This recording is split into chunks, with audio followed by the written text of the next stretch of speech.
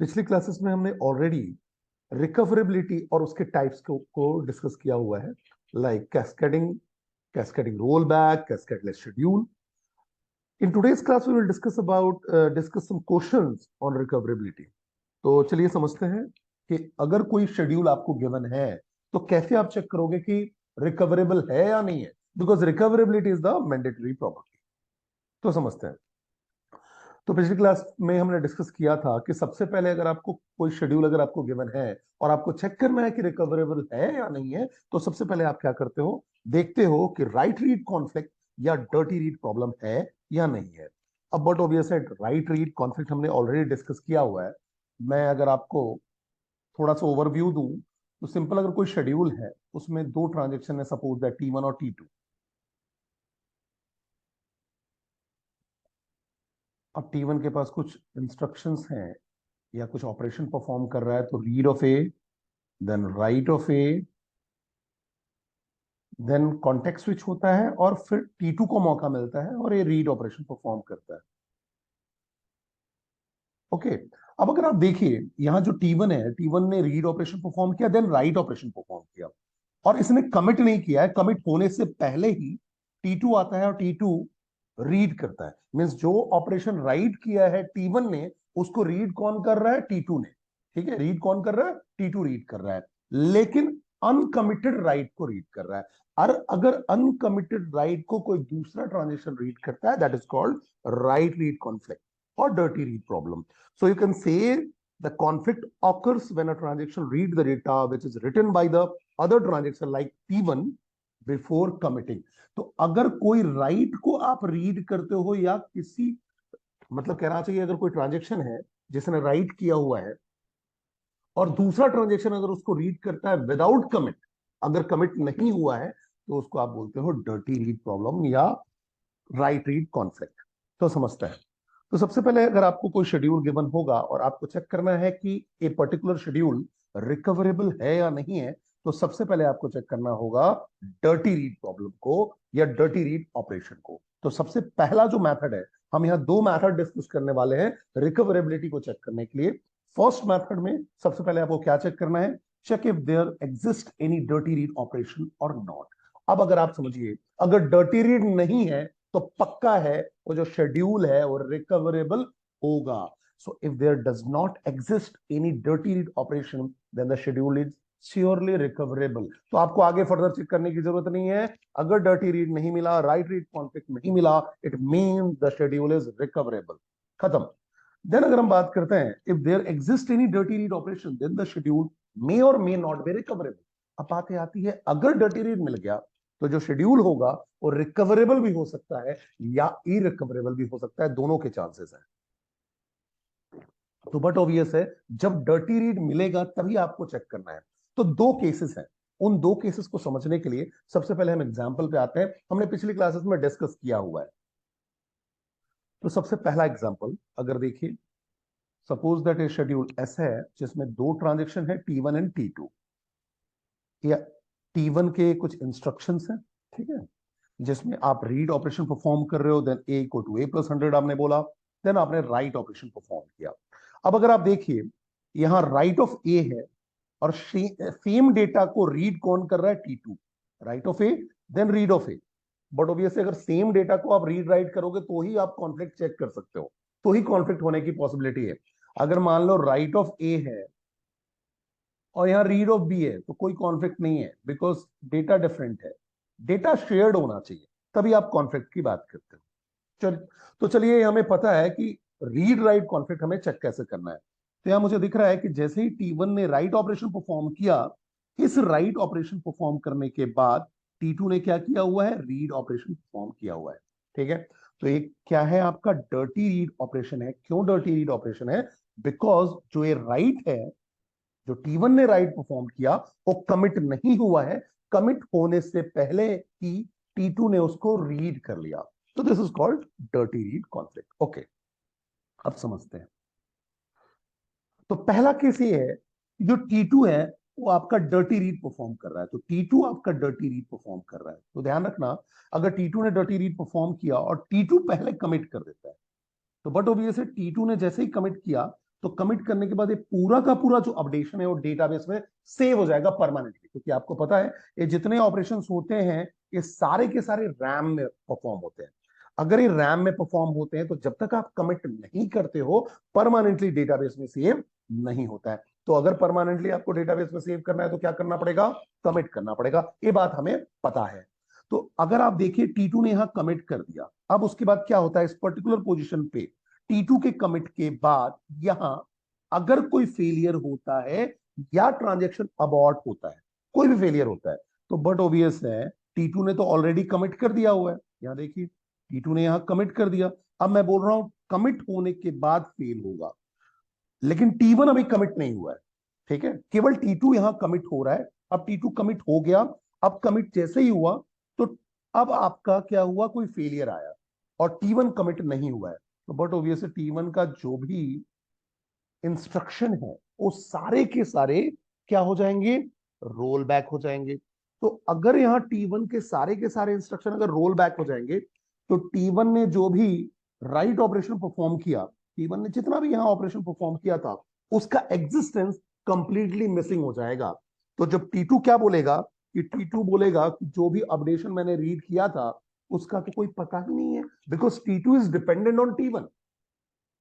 यहां दिक्कत क्या हो रही है, T2 reads the updated value of T1।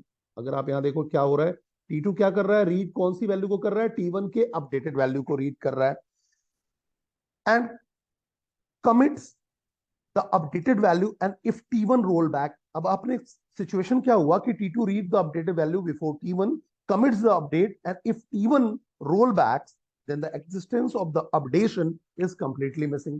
अब हुआ क्या कि T2 तो अपने आप को कमिट कर लेता है, लेकिन T1 के कमिट होने से पहले ये आपका फेल हो जाता है, तो ये पूरा का पूरा रोल बैक हो जाएगा। तो T2 जिस पे डिपेंडेंट था जो कि T1 है, उसका पूरा का पूरा अपडेशन, उसका पूरा का पूरा राइट ऑपरेशन क्या हो गया, मिसिंग हो गया, बिकॉज वो सारे के सारे जो इंस्ट्रक्शन थे वो रोल बैक हो गए। तो ऐसे केसेस में कभी भी आप रिकवर नहीं कर पाओगे उस पर्टिकुलर, कहना चाहिए शेड्यूल को आप रिकवर नहीं कर पाओगे उस पर्टिकुलर पॉइंट ऑफ टाइम से, उस फेलियर पॉइंट से आप रिकवर नहीं कर पाओगे। अगर जो रीड ऑपरेशन परफॉर्म कर रहा है, जो डर्टी रीड ऑपरेशन परफॉर्म कर रहा है, अगर वो अपने आप को पहले कमिट कर लेता है तो कभी भी शेड्यूल जो होगा वो रिकवरेबल नहीं होगा, वो इरिकवरेबल होगा, बिकॉज यहां जो डिपेंडेंसी है वो T1 पे है, तो T1 का कमिट होना पहले जरूरी था। ठीक है, तो ये आपका शेड्यूल कैसा है, इरिकवरेबल है, ये आपका शेड्यूल इरिकवरेबल है। तो पहला पॉइंट यही है, if the commit operation of the transaction performing the dirty read occurs before the commit or abort operation of the transaction which updated the value, then the schedule is irrecoverable।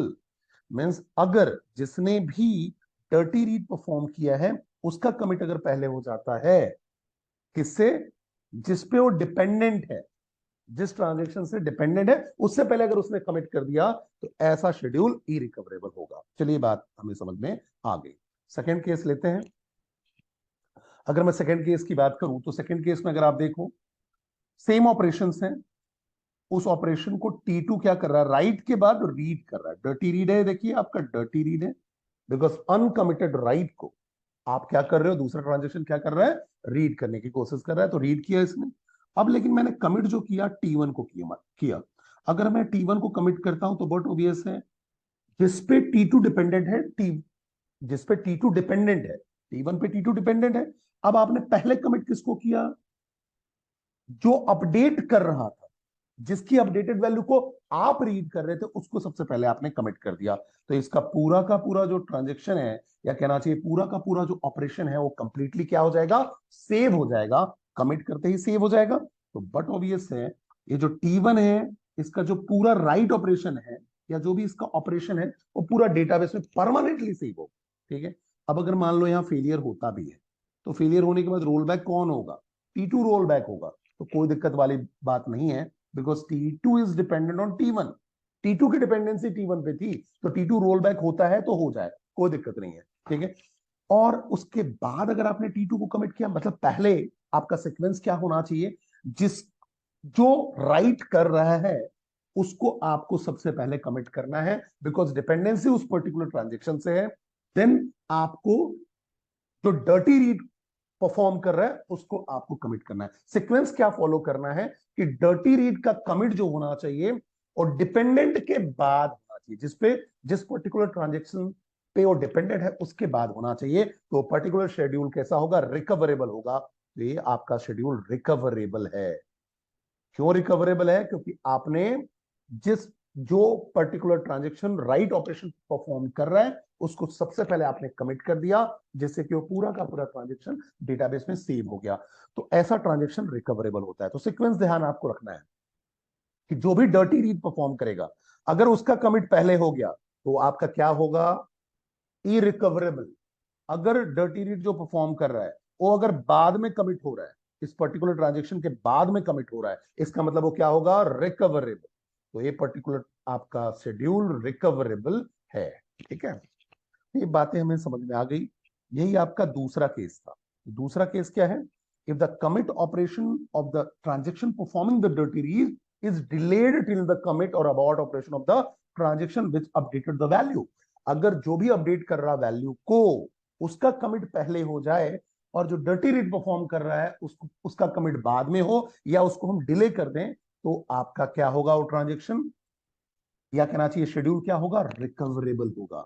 तो a schedule is recoverable if each transaction commit only after all the transaction from which it has read has committed। तो यहां से मुझे दो चीजें बड़ी ही clear हुई कि सबसे पहले मुझे चेक करना है डर्टी रीड ऑपरेशन।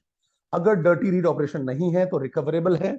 अगर डर्टी रीड ऑपरेशन मिलता है तो मुझे दो केसेस की बात करनी है। अब आपको चेक करना है कि डर्टी रीड मिल गया। अब अगर डर्टी रीड जो परफॉर्म कर रहा है ट्रांजेक्शन, उसने अगर कमिट पहले कर दिया तो बट ऑब्वियस है शेड्यूल क्या होगा? इरिकवरेबल।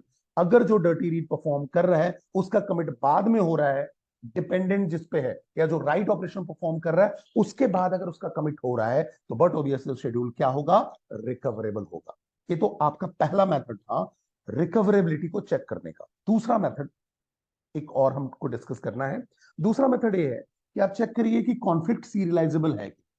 शेड्यूल को चेक करिए कि शेड्यूल जो है वो आपका कॉन्फ्लिक्ट सीरियलाइजेबल है या नहीं।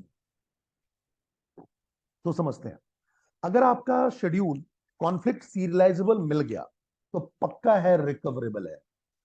If the given schedule is conflict serializable then it is surely recoverable, 100% recoverable होगा। लेकिन अगर कॉन्फ्लिक्ट सीरियलाइजेबल नहीं है तो हो सकता है कि वो रिकवरेबल हो और ना हो। तो if the given schedule is not conflict serializable then it may और मे नॉट बी रिकवरेबल। तो फिर उसे मेथड 1 पे जाना पड़ेगा। मेथड 1 के अकॉर्डिंग मुझे चेक करना पड़ेगा। तो मैं अभी जो आपको न्यूमेरिकल एक्सप्लेन करने वाला हूं वो मेथड 1 के अकॉर्डिंग ही करने वाला हूं, जिसमें हम डर्टी रीड की बात करेंगे। अदरवाइज आप इससे भी चेक कर सकते हो कि अगर कोई शेड्यूल है और वो कॉन्फ्लिक्ट सीरियलाइजेबल है, इट मींस वो आपका रिकवरेबल है। नहीं है तो चांसेस है कि वो रिकवरेबल हो भी सकता है और नहीं भी हो सकता है। उस केस में आपको फिर डर्टी रीड के थ्रू चेक करना पड़ेगा। तो ये बात मुझे क्या समझ में आई? All conflict serializable schedules are recoverable, but recoverable schedule, all recoverable schedule may और may not be conflict serializable. ठीक है, सारे रिकवरेबल शेड्यूल जरूरी नहीं है कि कॉन्फ्लिक्ट सीरियलाइजेबल हो, लेकिन कॉन्फ्लिक्ट अगर सीरियलाइजेबल है तो पक्का है रिकवरेबल होगा। तो चलिए डिस्कस करते हैं, कुछ क्वेश्चंस को समझने की कोशिश करते हैं। तो सबसे पहले आपका शेड्यूल जो होगा कुछ इस तरीके से दिया जा सकता है आपको, और आपसे पूछा जाएगा कि चेक करिए कि शेड्यूल रिकवरेबल है या नहीं है। तो सबसे पहले आपको बनाना क्या पड़ेगा? आपको ट्रांजेक्शन का टाइमलाइन बनाना पड़ेगा कि कौन सा ट्रांजेक्शन का कौन सा इंस्ट्रक्शन पहले एग्जीक्यूट हो रहा है, बाद में एग्जीक्यूट हो रहा है। तो ट्रांजेक्शन का टाइमलाइन बनाना होगा। तो पेपर में आपको शेड्यूल दिया जा सकता है ऐसे डायरेक्टली, या ट्रांजेक्शन के टर्म में दिया रहेगा, ट्रांजेक्शन टाइमलाइन के टर्म में दिया रहेगा। अगर आपको ऐसे शेड्यूल गिवन है तो आपको सबसे पहले बनाना है ट्रांजेक्शन का टाइमलाइन। आपको पता ही है कैसे ट्रांजेक्शन का टाइमलाइन बनाते हैं। आप देखो यहाँ ये जो ऑपरेशंस दिख रहे हैं ये आपका सीक्वेंस है, उस पर्टिकुलर ऑपरेशन का क्या है? सीक्वेंस है। ठीक है, तो आप अगर देखो तो R1 मतलब ये T1 की बात कर रहा है, T1 इंस्ट्रक्शन का रीड है। W1 मतलब ये T1 का राइट है। R2 मतलब T2 का रीड है। R1 मतलब T1 का रीड है, R2 मतलब T2 का रीड है, W2 मतलब T2 का राइट है, W1 का मतलब T1 का राइट है, C1 का मतलब कमिट है किसका? T1 का। C2 का मतलब कमिट है T2 का। तो इसका मतलब मुझे ये समझ में आया कि ये जो पूरे इंस्ट्रक्शंस हैं केवल दो ट्रांजेक्शंस को बिलोंग करते हैं, T1 या T2, बस इतना ही समझ में आया।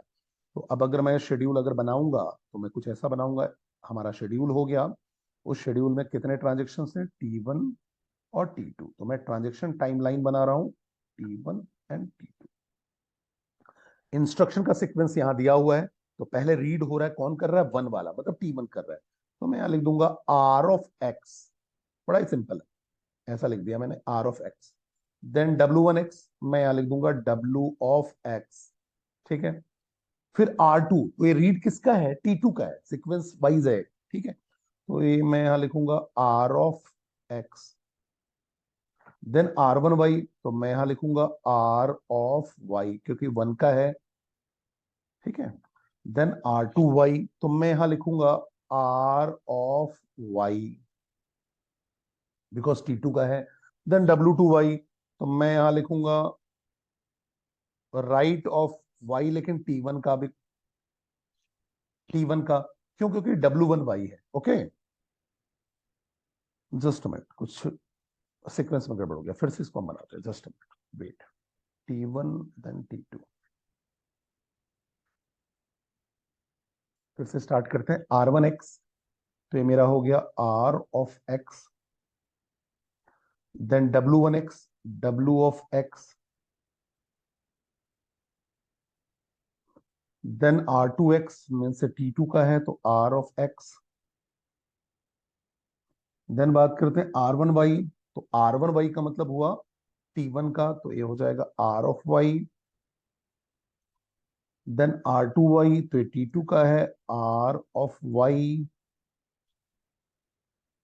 देन W2Y, तो ये आपका T2 का है, W ऑफ Y। तो ये Y है, W ऑफ Y, ठीक है। देन W1Y मीन से T1 का है, तो W ऑफ Y।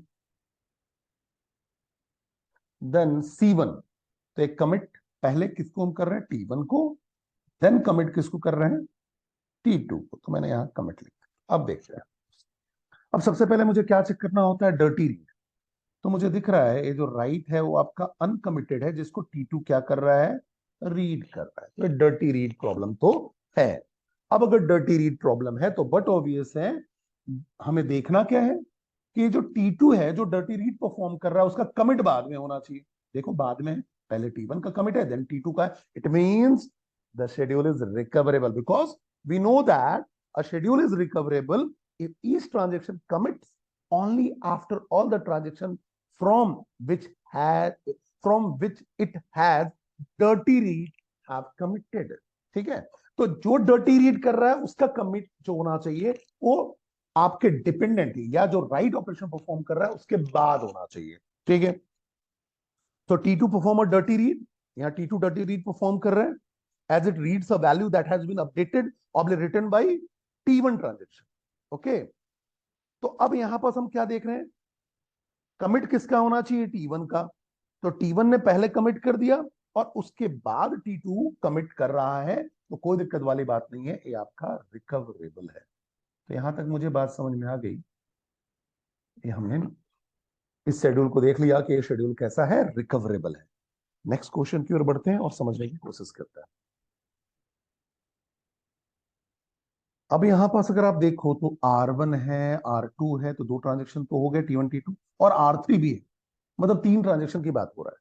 तो तीन ट्रांजेक्शन की बात हो रही है, तो बट ऑब्वियस है मुझे टाइमलाइन में तीन ट्रांजेक्शन्स बनाने पड़ेंगे। मैंने बोला T1, T2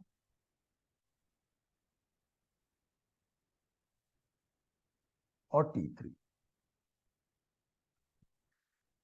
अब बट ऑब्वियस है, अगर आपको क्या कहते हैं, अगर ये थ्योरी में पूछा जाता है तो आपको रीजन भी स्पेसिफाई करना पड़ेगा। ये सारी चीज जो हम बोल रहे हैं उसको लिखना भी पड़ेगा।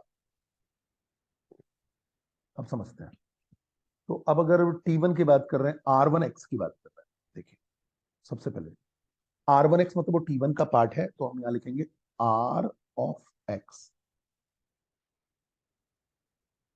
R2X T2 का पार्ट होगा, क्योंकि R2 मतलब T2, तो R of X।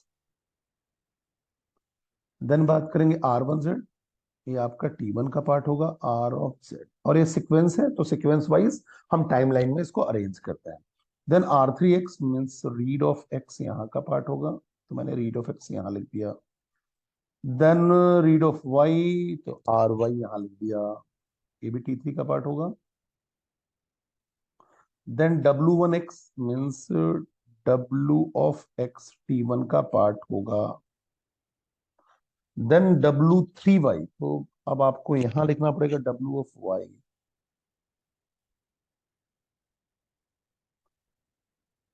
Then R2Y, तो रीड ऑफ Y मुझे अब यहां लिखना पड़ेगा, read of Y। Then W2Z, तो W of Z। Then W2Y, तो W ऑफ Y। यहां तक बात समझ में आ गई।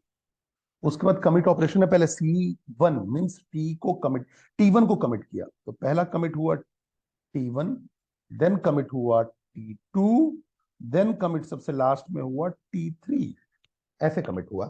ठीक है, अब चेक करते हैं डर्टी रीड प्रॉब्लम है या नहीं। तो मुझे दिख रहा है T3 का राइट Y है और यहाँ रीड Y है, T2 कर रहा है उसको, देखिए टाइमलाइन में, तो ये डर्टी रीड है। अब यहाँ डर्टी रीड परफॉर्म कौन कर रहा है? T2, बट ऑब्वियस है T2 डर्टी रीड परफॉर्म कर रहा है। अब अगर T2 डर्टी रीड परफॉर्म कर रहा है तो T2 का जो कमिट होना चाहिए T3 के बाद में होना चाहिए, बिकॉज T2 किस पर डिपेंडेंट है? T3। लेकिन अगर आप यहां देखो T2 का कमिट पहले हो रहा है और T3 का कमिट बाद में हो रहा है, जबकि होना क्या चाहिए? T3 के कमिट के बाद में T2 का कमिट होना चाहिए। तो बट ऑब्वियस है ये आपका जो शेड्यूल होगा वो इरिकवरेबल होगा, इरिकवरेबल होगा, रिकवरेबल नहीं होगा। तो यहां तक बातें समझ में आ गई।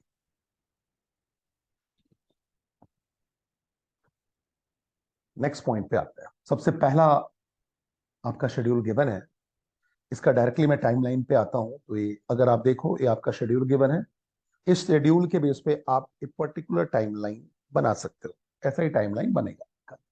अब अगर आप देखें तो मुझे इसमें दिख रहा है कि जो डर्टी रीड प्रॉब्लम है, अगर आप डर्टी रीड की बात करो तो राइट ऑफ ए है और इसको ये रीड ऑफ ए कर रहा है, जो कि अनकमिटेड राइट को रीड कर रहा है। तो डर्टी रीड T2 कर रहा है, तो T2 का कमिट बाद में होना चाहिए, जबकि T2 का कमिट पहले है।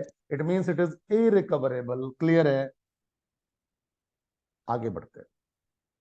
अब ये सेकंड वाले एग्जांपल की बात कर रहा हूं मैं, S2 की। ठीक है, तो यहाँ सीक्वेंस में अगर आप देखें तो सीक्वेंस में थोड़ा सा चेंज है, ये S3 है, देन ये S4 है।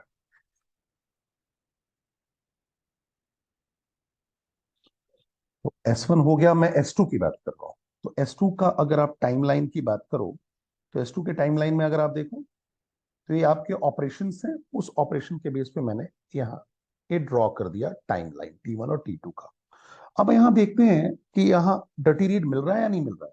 तो देखिए राइट ऑफ ए है और ये रीड ऑफ ए है, बट ऑब्वियस डर्टी रीड तो है। ये देखिए डर्टी रीड ऑपरेशन मिल गया मुझे, अनकमिटेड राइट को इसने रीड किया, तो बट ऑब्वियस है। अब यहां सबसे पहले कमिट किसका होना चाहिए? T1 का। डर्टी रीड वाले का बाद में होना चाहिए, तो देखो बाद में ही है, तो इसका मतलब शेड्यूल कैसा है? रिकवरेबल है। तो ऐसे हम सॉल्व कर सकते हैं। नेक्स्ट मैं थर्ड वाले की बात कर रहा हूं, S3 शेड्यूल की। इसका टाइमलाइन अब बनाओगे तो कुछ ऐसा बनेगा।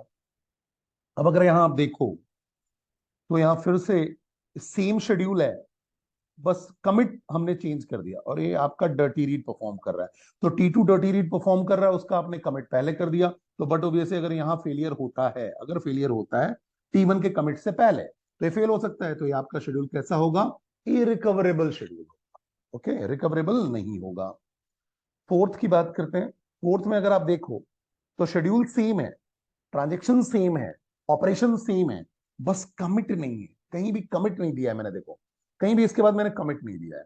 तो जब भी अगर कमिट ऑपरेशन परफॉर्म ना हो रहा हो तो बट ऑब्वियस है कहीं भी फेल हो तो वापस से रोल बैक होके अपने कंसिस्टेंट स्टेट में आ जाता है, इसका मतलब वो रिकवरेबल होता है। इस बात को ध्यान रखना।